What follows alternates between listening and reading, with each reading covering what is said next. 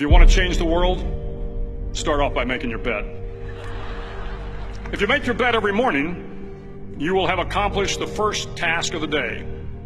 It will give you a small sense of pride, and it will encourage you to do another task, and another, and another. And by the end of the day, that one task completed will have turned into many tasks completed.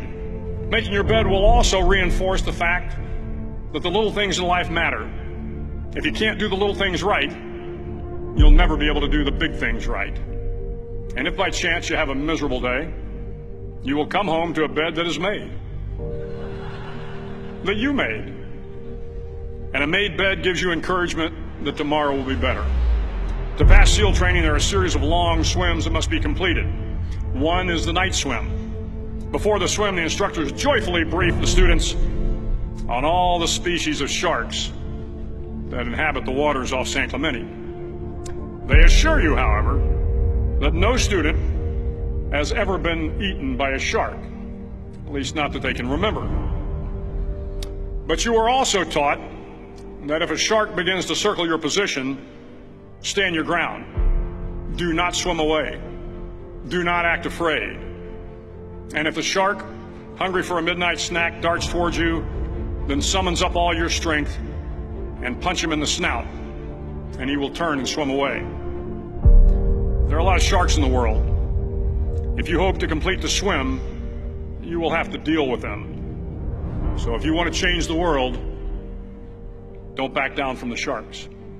Over a few weeks of difficult training, my SEAL class, which started with 150 men, was down to just 42. There were now 6 boat crews of 7 men each. I was in the boat with the tall guys, but the best boat crew we had was made up of the little guys, the Munchkin crew, we called them. No one was over 5'5". The Munchkin boat crew had 1 American Indian, 1 African American, 1 Polish American, 1 Greek American, 1 Italian American, and 2 tough kids from the Midwest.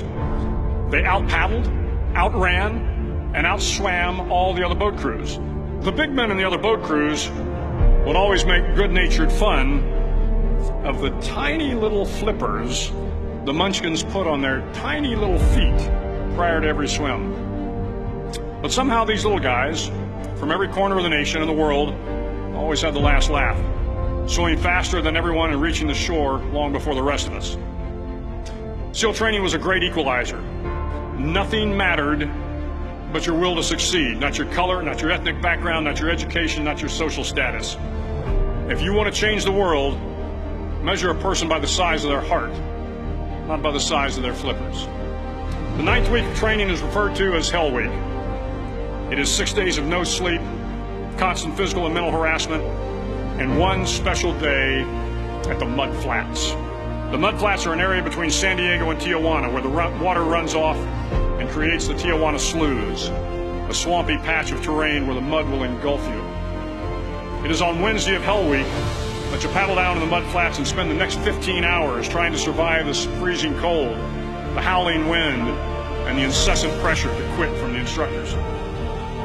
As the sun began to set that Wednesday evening, my training class, having committed some egregious infraction to rules, was ordered into the mud. The mud consumed each man till there was nothing visible but our heads. The instructors told us we could leave the mud if only 5 men would quit. Only 5 men, just 5 men, and we could get out of the oppressive cold. Looking around the mud flat, it was apparent that some students were about to give up. It was still over 8 hours till the sun came up. 8 more hours of bone-chilling cold. The chattering teeth and the shivering moans of the trainees were so loud, it was hard to hear anything. And then one voice began to echo through the night. One voice raised in song. The song was terribly out of tune, but sung with great enthusiasm. One voice became 2, and 2 became 3, and before long, everyone in the class was singing. The instructors threatened us with more time in the mud if we kept up the singing, but the singing persisted, and somehow the mud seemed a little warmer, and the wind a little tamer, and the dawn not so far away. If I have learned anything in my time traveling the world, it is the power of hope. The power of one person, a Washington, a Lincoln, King, Mandela, and even a young girl from Pakistan, Malala. One person can change the world by giving people hope. So if you want to change the world, start each day with a task completed. Find someone to help you through life. Respect everyone. Know that life is not fair and that you will fail often. But if you take some risks, step up when the times are the toughest, face down the bullies, lift up the downtrodden, and never ever give up. If you do these things, the next generation and the generations that follow will live in a world far better than the one we have today. And what started here will indeed have changed the world for the better.